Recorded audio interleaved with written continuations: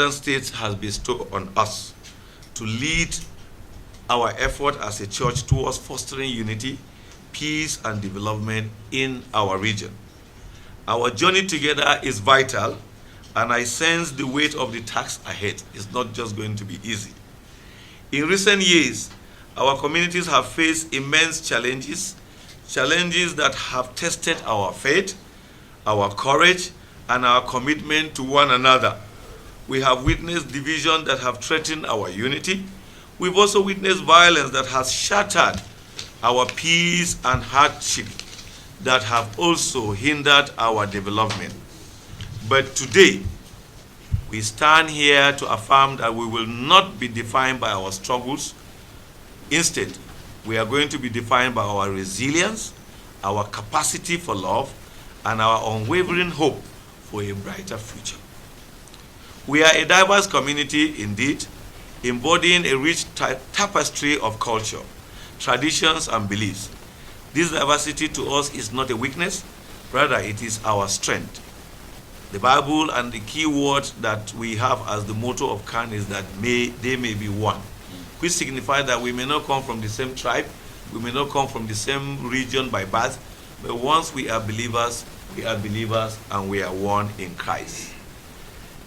In our shared space, we find the opportunity to learn from one another, to build bridges where walls have been erected, and to create a harmonious coexistence that speaks to the inclusive nature of our faith. Let us remember the teaching of Christ, who consistently advocates for peace, love, and forgiveness. In an age of strife and discord, we must rise to the challenge and demonstrate that our faith calls us to be peacemakers.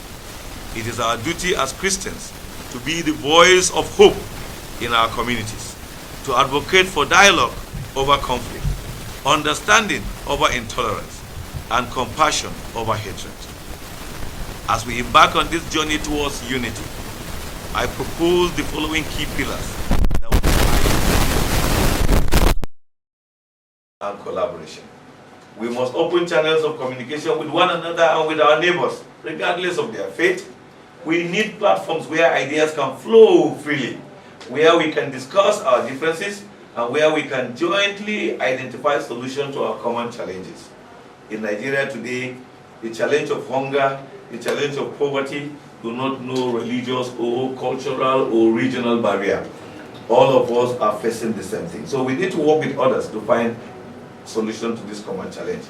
Let us not shy away from the difficult conversation. It is often in this moment that we find the greatest opportunity for growth. When we speak truth to ourselves, we will find solution. But when we pretend as if all is well and all is not well, we may not find solution. We will also go into community development initiative. Our development is intricately linked to our peace and unity. We will work together to create programs that improve access to education, healthcare, and economic opportunity in our communities by investing in our youth, empowering our women, and uplifting the marginalized. We will build a foundation of sustainable development that benefits all. All of us seated here will agree with me that one of the key missions that missionaries use in reaching out to us was to cater for our welfare, cater for our education, cater for our well-being. Because you will not be preaching Christ. Well, the center is not about how people grow. And I think we must take a lesson from our missionaries. The other thing we must do is to advocacy for justice and equality. It is our responsibility to stand for justice, to be the voice of the voiceless, and to advocate for the right of all citizens. We will partner with our national CAN, our regional CAN, our state chapters of CAN. We will also partner with civil society, government entities, and other faith groups to ensure that every person, regardless of their background, has access to the opportunity and protection they deserve. One primary role and responsibility of government is to protect lives and properties of citizens. And the citizens are not classified by faith or by regional identity, they are classified as citizens. We're privileged to come from the north. We want to see protection for everybody that resides within our region. The insecurity in the north, government must wake up and do something to bring it to a stop. because that is her responsibility.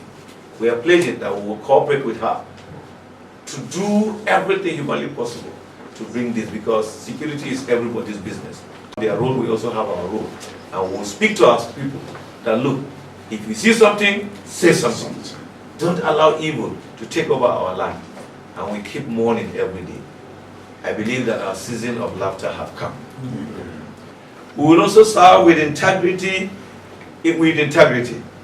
This new leadership of Khan in 19 Northern State is going to serve the Northern Christians in Nigeria with integrity, honesty, courage, and love for all.